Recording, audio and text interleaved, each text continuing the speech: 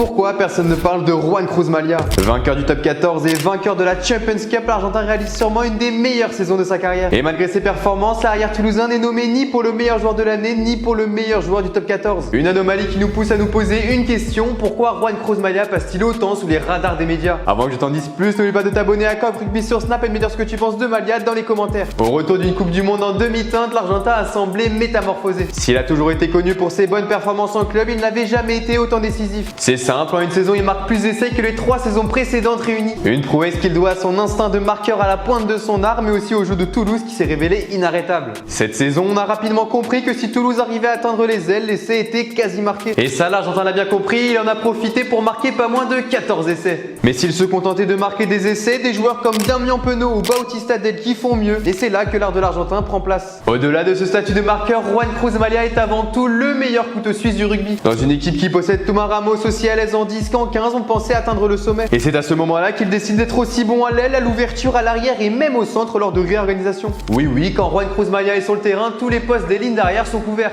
Et c'est complètement fou de se dire qu'il arrive à être bon à tous ces postes en même temps. S'il remporte 2 trophées avec le numéro 14 dans le dos, c'est plus à l'ouverture qu'il va performer. Véritable métronome, il a parfaitement orchestré le jeu toulousain malgré des absences à certains postes. Et avec tout ce que je t'énumère depuis tout à l'heure, tu peux te demander pourquoi il est passé à côté de ces nominations. Et bien le problème, c'est qu'il joue au Stade Toulousain. Et forcément, quand on joue dans une équipe comme Toulouse, c'est compliqué de tirer son épingle du jeu. Avec des Antoine Dupont, Romain Tamac ou encore Thomas Ramos, on est souvent relégué dans l'ombre. Et c'est clairement ce qui est arrivé à Juan Cruz Malia cette saison malgré des performances incroyables. Il a beau mettre l'essai de la gagne en demi-finale de Champions Cup face aux Harlequins, tout le monde se rappellera de la prestation XXL d'Antoine Dupont. Et ce n'est clairement pas la faute des joueurs, mais si on veut marquer son époque, il faut faire plus que ses coéquipiers. Une notion qu'il semble comprendre car depuis la fin de la saison, il est tout simplement devenu une machine. Durant le Rugby Championship, il a enchaîné les bonnes performances et a montré qu'il était à la hauteur d'équipes comme les Blacks ou encore les Springboks. De retour avec Toulouse à la rentrée, il était attendu et a répondu aux fans avec un petit doublé contre Toulon. Ce qui est sûr, c'est que Juan Cruz Malia n'a pas été jugé à sa juste valeur sur cette saison. Tu ne peux pas porter une équipe à toi tout seul en dépannant à tous les postes, remporter tous les trophées possibles et ne pas être nommé dans le meilleur joueur de l'année. Malgré tout, on sait qu'il va continuer à tout donner et ne va pas se laisser abattre, d'autant plus que les Pumas ont de beaux jours devant eux. Mais alors, qui voudrais-tu voir remporter le trophée du meilleur joueur de l'année? Dis-le moi dans les commentaires et si tu as kiffé, n'hésite pas à t'abonner à Cop Rugby.